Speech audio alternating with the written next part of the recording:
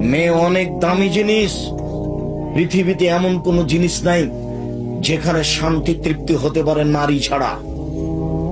পৃথিবী এমন কোন বিছনা নাই সেই বিছনায় শুয়ে শান্তি পেতে পারে মানুষ স্ত্রী ছাড়া। পৃথিবীতে এমন কোন খাদ্য নাই যে খাদ্য খেয়ে মানুষ শান্তি তৃপ্তি পেতে পারে স্ত্রী ছাড়া।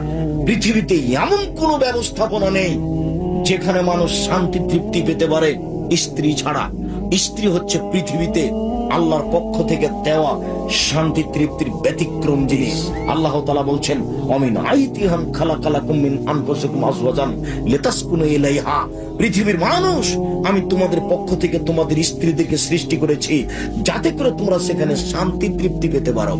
ও হলো শান্তির বস্তু, ও হচ্ছে তৃপ্তির বস্তু, ও হচ্ছে আনন্দের বস্তু, সর্ব ধরনের কল্যাণের সুবিধার বস্তু ও।